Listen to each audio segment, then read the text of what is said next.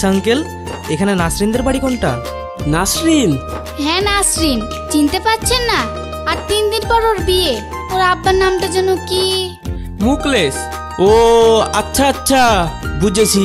সামনে গিয়ে 3টে বাড়ির পর যে বাড়িটা পড়বে সে বাড়িটা হলো মুকলেশের। আচ্ছা ঠিক আছে, আপনাকে অনেক ধন্যবাদ।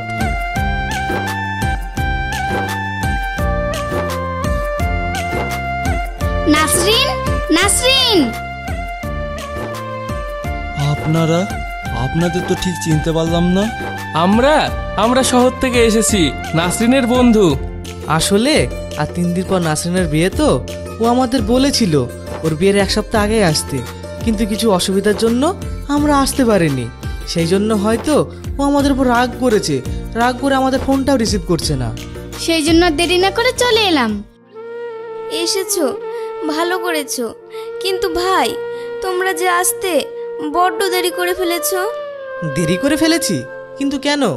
আর তাছাড়াও অনেকক্ষণ হলো এসেছি, নাসরিনকে দেখতে পাচ্ছে না। ও কোথায়? আপনারা ওকে দেখতে চান? তাহলে আমার সাথে আসুন।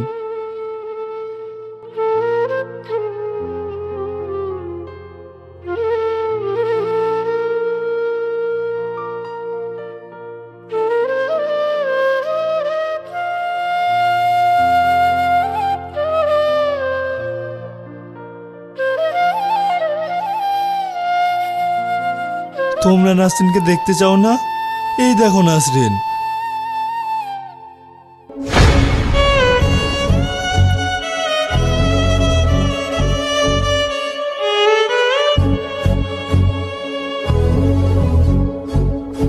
এইসব এইসব কি?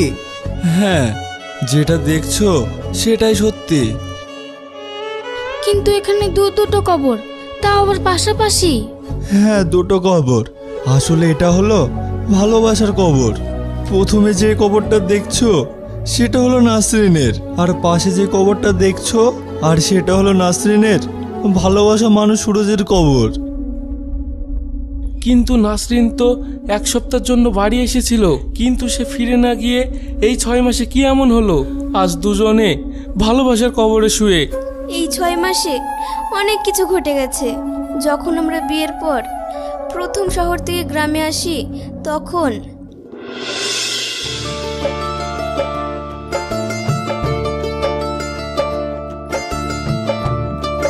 আব্বু। আরে নাসরিন, তুই আয় আয়, ভিতরে আয়। তোকে না বলেছিলাম বাস থেকে নেমে আমাকে ফোন করতে? আমি গিয়ে নয় তোকে নিয়ে আসতাম। আসলে আমি তোদের সারপ্রাইজ দেব বলেই কাউকে কিছু জানাইনি। আচ্ছা মা, তোর আসতে কোনো অসুবিধা হয়নি তো? আরে বাবা, না না, আমার একদমই কোনো অসুবিধা হয়নি। তো বেশ ভালোই। যা, হাত মুখ ধুয়ে তাড়াতাড়ি করে খেয়ে ঘুমিয়ে নে, কাল সকালে আবার ঝিলিকদের বাড়ি যেতে হবে। আচ্ছা ঠিক আছে।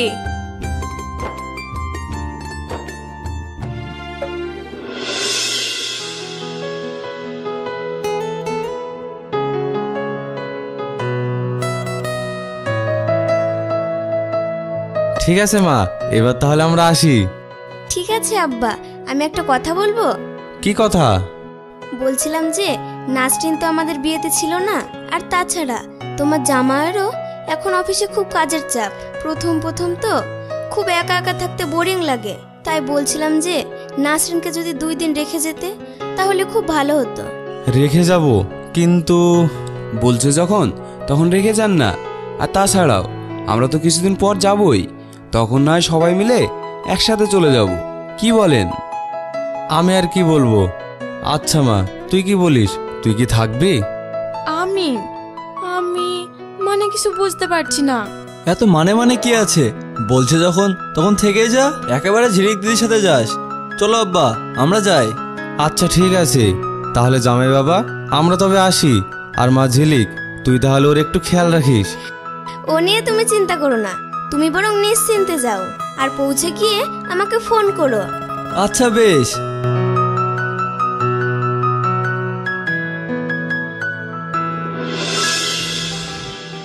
ভাবি, আমাকে 1 গ্লাস পানি দাও। যা, এটা ওকে দিয়ে আয়। কাকে? বাইরে দেখ, আমার দেওর সুরজ এসেছে। তাকে তোমার দেওর সুরজ? মানে তুমি যে বললে এই বাড়িতে তুমি আর ভাই থাকো, তাহলে তোমার দেওর কোথায় থেকে এলো? এইসব কথা আমি তোকে পরে বলবো, তুই আগে পানিটা দিয়ে আয়, না হলে কিন্তু আবার বাড়ি মাথায় তুলবে। আচ্ছা আচ্ছা। এই নিন। এক গ্লাস পানি আনতে এত দেরি? সত্যি তোমরা মেয়েরা না সব সময় লেট করো।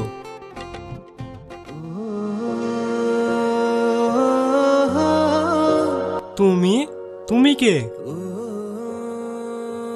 ও আমার বোন নাসরিন, কলকাতায় থাকে, কিছুদিনও আমাদের কাছেই থাকবে। সত্যি কি অপরূপ দেখতে, মনটা বলছে দেখেই যায়। এই যে এবার হুশে আসুন। আরে ভাবি তুমি? হ্যাঁ আমি। তোমার যে এত সুন্দর বোন আছে, কই আমায় তো আগে বলনি। কেন, বললে কি করতে? তুমি কি ওর সাথে প্রেম করতে?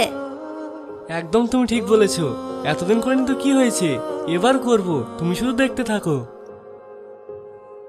মানে এই ছেলে কি বললে? তুমি আজ বাড়ি আসো, তারপর দেখাচ্ছি তোমার মজা। আরে দিদি, তোর দেওরটা তো বেশ মজার। আসলে ছেলে হিসেবে খুব ভালো, আর ও খুব ব্রিলিয়েন্ট। শুধু একটা জিনিসই খারাপ, মাঝে মাঝে ও খুব নেশা করে।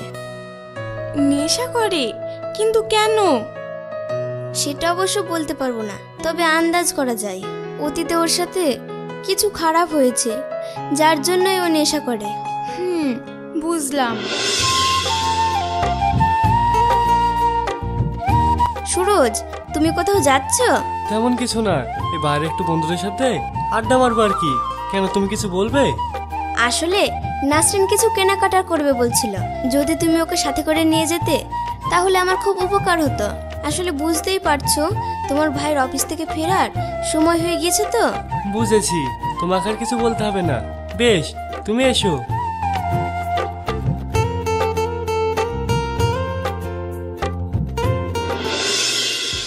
তোমাদের গ্রামের চারিপাশটা তো খুবই সুন্দর। তাই? কিন্তু তোমার থেকে কম। কি বললে? ঠিক বুঝলাম না। বললাম তুমি সত্যিই খুব সুন্দর, এক কথায় অসাধারণ। তাই বুঝি? কিন্তু তুমি একটু বাড়িয়ে বলছো না। আচ্ছা, তুমি প্রেম করো? না না। তাহলে তোমার কেমন মেয়ে পছন্দ? আমার বেশি কিছু না, তোমার মতো সুন্দরী হলেই হবে। তাই বুঝি? আর তোমার কেমন ছেলে পছন্দ?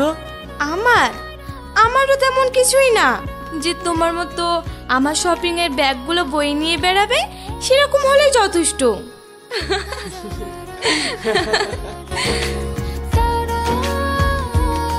ইয়েস। কি হলো, দাঁড়িয়ে পড়লে যে? তাড়াতাড়ি এসো।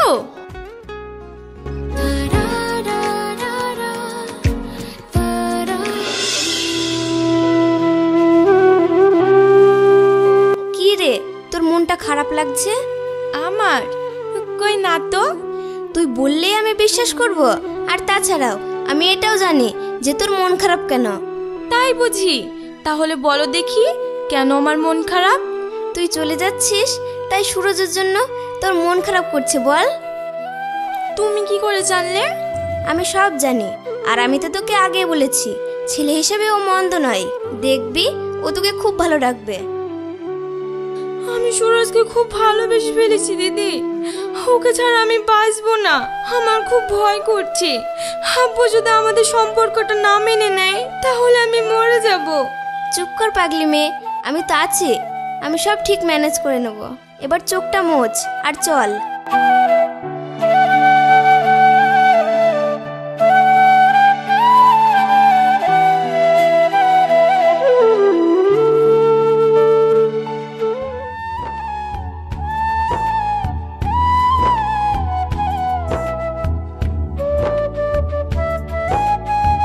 সুরজ, হ্যাঁ বলো। আমি চলে যাচ্ছি। বেশ ভালোভাবে যেও, আর গিয়ে আমায় ঠিক মতো ফোন করো।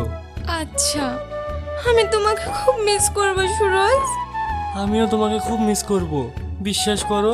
তুমি তবে চিন্তা করো না, যখন তোমার আমার কথা খুব বেশি মনে পড়বে তখন আমাকে বলবে, আমি ঠিক তোমার কাছে যাব। সত্যি বলছো? হ্যাঁ বাবা, সত্যি বলছি। এবার একটু হাসো, যাওয়ার সময় কেঁদে নয়, হেসে বিদায় জানাতে হয়, তবেই সেই যাত্রা শুভ হয়। আছে, তাহলে এবার আসি। এবার ঠিক আছে, ভালোভাবে যেও আর নিজের খেয়াল রেখো।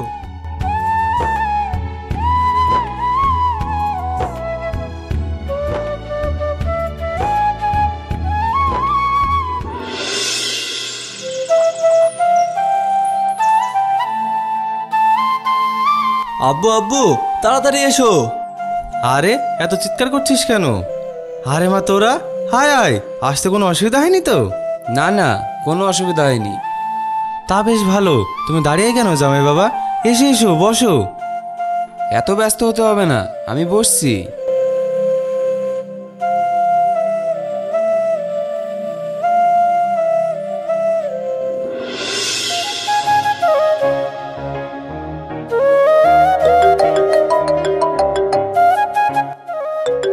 সুফিয়ান, ভালো হবে না কিন্তু, আমার ফোনটা দে বলছি। না দেব না। কে যেন ফোন করেছে? মাই। তারপর এটা বলবো?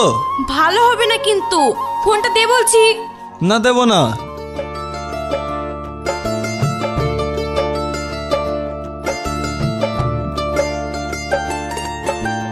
হ্যালো,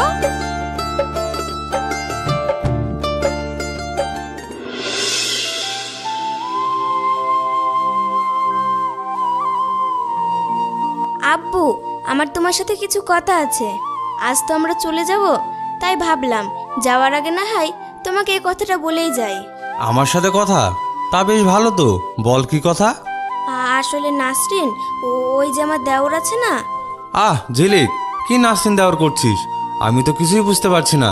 যেটা বলবি একটু ভালোভাবে পরিষ্কার করে বল। আসলে ওই যে আমার একটা দেওর আছে না, সুরজ, ওকে চিনতে পারছো? হ্যাঁ হ্যাঁ, ওর আবার কি হলো? আসলে নাসরিন আর সুরজ, ওরা দুজন দুজনকে খুব ভালোবাসে।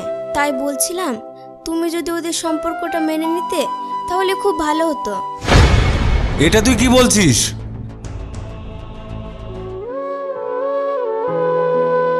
না মানে আমি বলতে চাইছি, তুই এটা কি বলছিস মা? আর তাছাড়াও আমি যতদূর জানি ওটা তো তোর নিজের দেওয়ার না। আর তার সাথে সাথে এটাও শুনেছি ও নাকি বেশিরভাগ সময় নেশা আসক্ত থাকে। ছোটবেলায় ওর বাবা মা অ্যাক্সিডেন্টে মারা যাওয়ার পরও আমার শ্বশুর বাড়ি থেকেই মানুষ, আর নিজের বাবা মার কষ্ট ভোলার জন্য ও নেশা করে। সব কিছু জেনে তুই কিভাবে বলছিস নিজের বোনকে ওইরকম একটা ছেলের হাতে তুলে দিতে? আসলে ও যে নেশাখোর তা নয়, মাঝে মাঝে নেশা করে, কিন্তু ছেলে হিসেবে অসম্ভব ভালো। ও নাসরিনকে খুব সুখে রাখবে, তাই বললাম তুমি ভেবে দেখো, তারপর না হয় আমায় জানিও।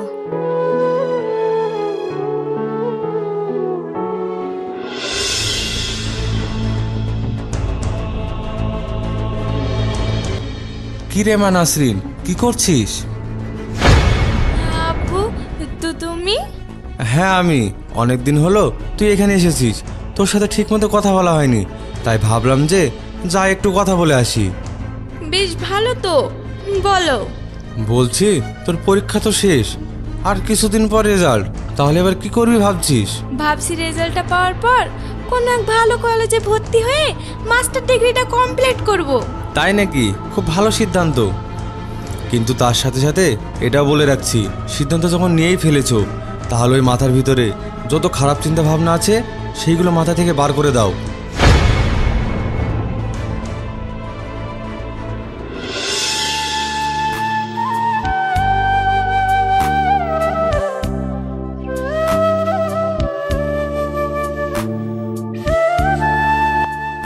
দিদি, তুই এসেছিস? তুই একদম চিন্তা করিস না, আমি আছি তো, সব ঠিক হয়ে যাবে। কিন্তু আমি একটা কথা বুঝতে পারছি না, এত কম সময়ের ভিতরে এত কিছু ঘটলো কিভাবে? আমিও বুঝতে পারছি না। সুরজ এসব কথা জানে? হ্যাঁ জানে, ও বলেছে এত কিছু পরেও যদি আমাদের সম্পর্কটা বাড়ি থেকে না মেনে নেয় তাহলে আমি যেন ও রাত ধরে এই বাড়ি ছেড়ে চলে যাই। এত কথা বলে এখন সময় নষ্ট না করে আমি বরং আব্বুর সাথে কথা বলে আসি। আব্বু, তুমি? ভালোই হলো তুমি আমার কাছে আসলে, না হলে আমি তোমার কাছে যাচ্ছিলাম। তোমার সাথে আমার খুবই জরুরি কথা আছে। জরুরি কথা?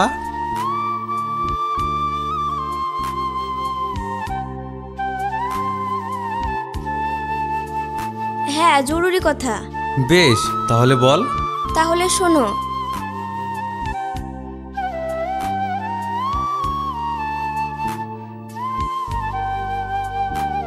এইসব তুই কি বলছিস? এইটুকু সময়ের ভিতরে এত কিছু? আমি লজ্জা সবার কাছে মুখ দেখাবো কি করে? সেই জন্য তো বলছি, এই পরিবারের মান সম্মানের কথা ভেবে তুমি ওদেরকে মেনে নাও। আব্বু, তুমি দয়া করে আমাদের সম্পর্কটা মেনে নাও, না হলে যে আমার আত্মহত্যা করা ছাড়া কোনো উপায় থাকবে না। এটা তুই কি বলছিস? আর তাছাড়াও তুই আমার বড় আদরের মেয়ে, তোর সুখে আমার সুখ। যা, তুই যখন ওই ছেলেকে বিয়ে করতে চাস তখন তাই হবে। আমি তোদের কথা মেনে নিলাম। তুমি সত্যি বলছো আব্বু? হ্যাঁ রে মা, আমি সত্যি বলছি।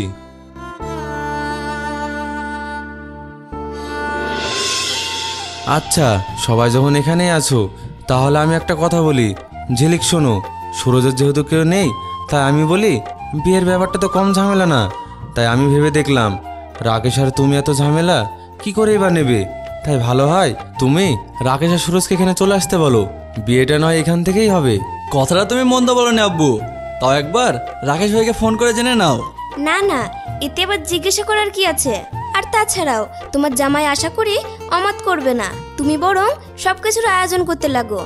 বেশ, তাহলে আগামী বুধবার তুমি জামাইকে সুরজকে সাথে করে নিয়ে আসতে বলো। আগামী শুক্রবার আমি বিয়ের দিন ঠিক করছি। আগামী শুক্রবার বিয়ে, আর ওরা আসবে বুধবার? না মানে আমি বলতে চাইছি যে বিয়ের একদিন আগে বিয়ের বাড়িতে তো অনেক কাজ কাম আছে, তাই বলছিলাম। তাতে কি, আমি তো সব কিছু ঠিকঠাক করেই রাখবো। ওরা শুধু বিয়েটা পড়ে নিয়ে চলে যাবে। তুই কি বলিস? তুমি যা ভালোবাসো সেটাই করো। তাহলে আবার কেন? সুফিয়ান, তুই তাহলে বিয়ের জোগাড়যন্ত্র করতে শুরু করে দে, আর আমিও বাকিটা সামলাই।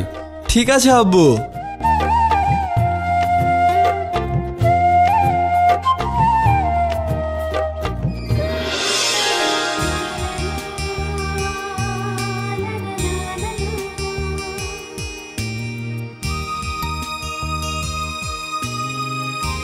আচ্ছা নাসরিন, তোমার আব্বা সব কিছু এত তাড়াতাড়ি মেনে নিল? আমার জানি না কেমন জানি মনে হচ্ছে। এসব তুমি কি বলছো? এতে আবার মনে হওয়ার কি আছে? আর তাছাড়াও আব্বু আমাদের খুব ভালোবাসে, আর আমাদের সুখী ওনার কাছে সব, তাই উনি সব মেনে নিয়েছেন। তাই যদি হয় খুবই ভালো, তবুও জানি না, আমার মনটা জানি কেমন কেমন করছে। যাই হোক, অত কথা ভেবে কি লাভ বলো? আমি তো তোমায় নিজের করে পাচ্ছি, এটাই অনেক। তুমি একদম ঠিক বলেছো। বেশ, আমি এখন আসি, না হলে বাড়িতে অনেক চিন্তা করবে, আর তাছাড়াও বাড়িতে অনেক কাজ। বেশ, চলো আমি তোমাকে এগিয়ে দিয়ে আসি। না না, আমি যে তোমার সাথে এখানে দেখা করতে এসেছি সেটা কেউ জানে না। আমি বাড়ি থেকে বেরিয়েছি আমার কিছু বান্ধবীদের নিমন্ত্রণ করব বলে। আচ্ছা ঠিক আছে, তাহলে ভালোভাবে যেও। তুমিও ভালোভাবে যেও। আগামী বুধবার কিন্তু এসো। অবশ্যই যাব, আর আমার এই দুই নয়ন ভরে আমি তোমায় দেখব। যা, তুমি যে কি বলো। এবার সত্যি অনেক দেরি হয়ে যাচ্ছে, এবার আমি আসি।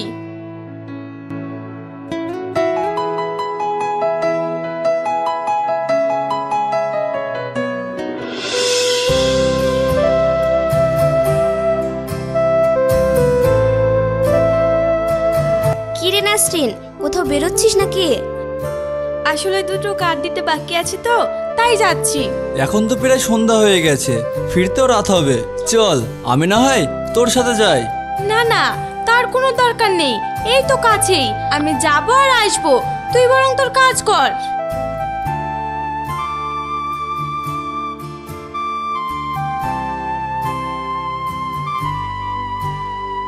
আমিও যাই রান্নাঘরে, কিছু কাজ আছে, কাজটা সামলে নেই। সুফিয়ান, তোর হয়ে গেলে লিস্টটা একবার আমাকে দেখিয়ে নিস।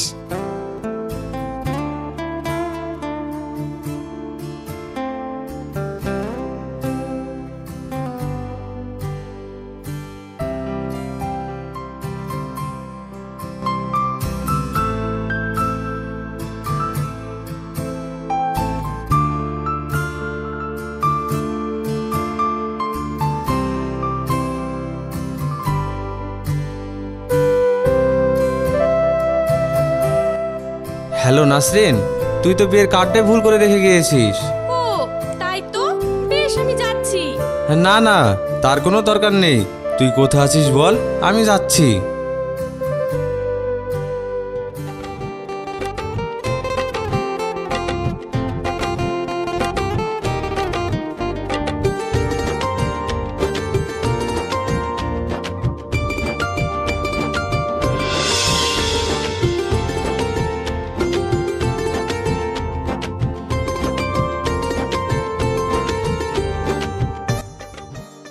বেশ তাহলে তুমি যাও। চলে যাব? আমি বলছিলাম কি, কাল বাদ তুই তো চলেই যাবি। চল, আমিও না হয় তোর সাথে যাচ্ছি। তুই বাপ বেটি অনেক দিন হলো, মনের কথা খুলে বলা হয়নি। ঠিক আছে তাহলে চলো।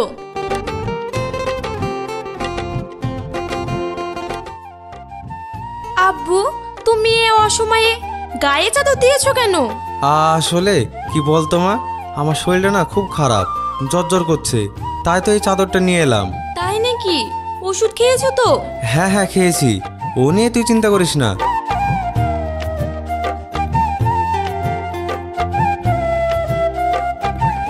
বলছিলাম মা, ওই সোজা রাস্তাটা না গিয়ে এই রাস্তা দিয়ে চল, শর্টকাট হবে। এই রাস্তা দিয়ে? কিন্তু এদিকে তো জঙ্গল। কই এদিকে রাস্তা আছে? আমি তো জানি না। আসলে কি বলতো, তুই তো অনেকদিন হলো এখানে থাকিস না, তাই আর কি, তুই জানিস না। বেশ তাহলে তুমি যখন বলছো তাহলে চলো।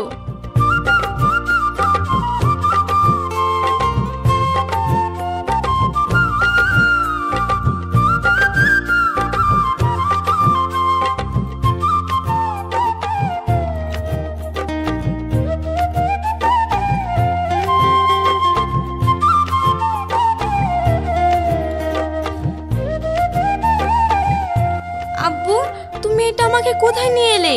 চারিদিকে জঙ্গল, রাস্তার তো শেষ নেই। যতই যাচ্ছি ততই তো জঙ্গল, আমার খুব ভয় করছে। ভয় পাচ্ছ? আর কোনো ভয় নেই, এই তো আমরা চলে এসেছি।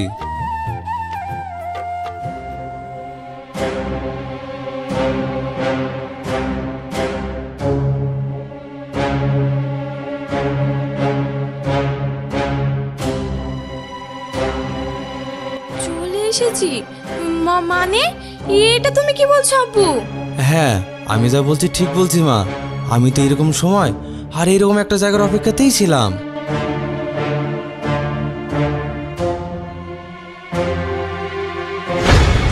আব্বু, এটা তুমি কি করছো? বেশ করছি যা করছি।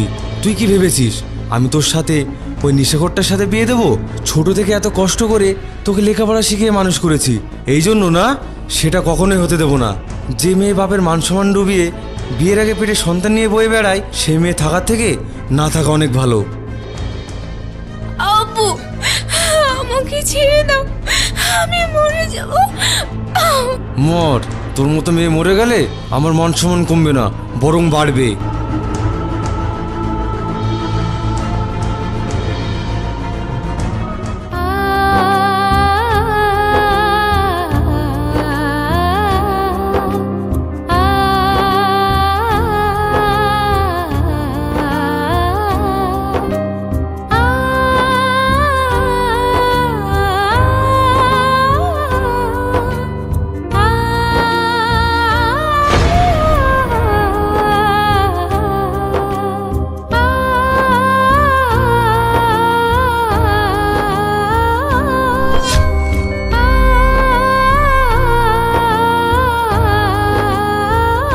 পারলে আমায় ক্ষমা করিস মা। একজন বাপ হয়ে কখনোই তোর ওই তিলে তিলে শেষ হয়ে যাওয়াটা আমি কখনোই মেনে নিতে পারতাম না, তাই সব কিছু শুরু হওয়ার আগেই আমি শেষ করে দিলাম।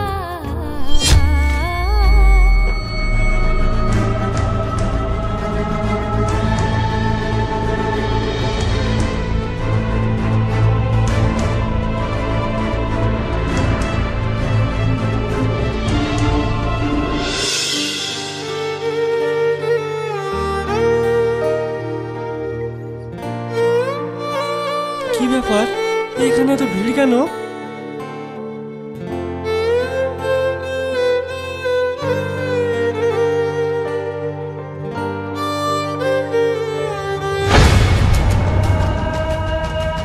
নাসরিন, নাসরিন, তোমার কি হয়েছে?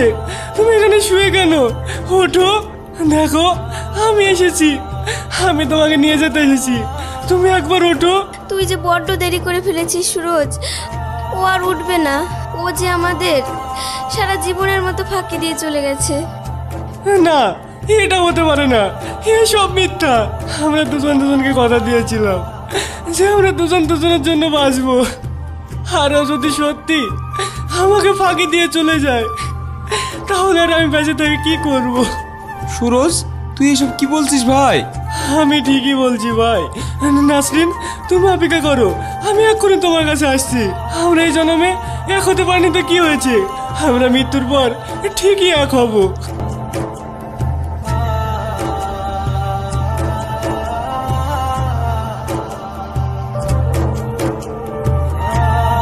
সুরজ ভাই আমার, দরজাটা খোল, এইভাবে পাগলামি করিস না। দেখ আমরা আছি তো, অন্তত আমাদের মুখের দিকে তাকিয়ে তুই আর এই অনাথ করিস না। সুরজ, লক্ষ্মী ভাই আমার, দরজাটা খোলো।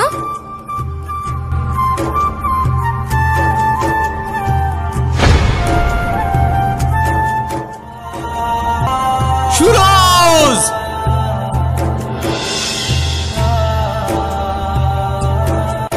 হায় রে ভালোবাসা, এই ভালোবাসার শেষটা তো ফুলের মতো সুন্দর হতে পারতো, কিন্তু দেখো তা না হয়ে আজ ওর নিষ্পাপ জীবনে ভালোবাসার মানুষ দুটো কেমন যেন এই মাটির কবরে চাপা পড়ে গেল।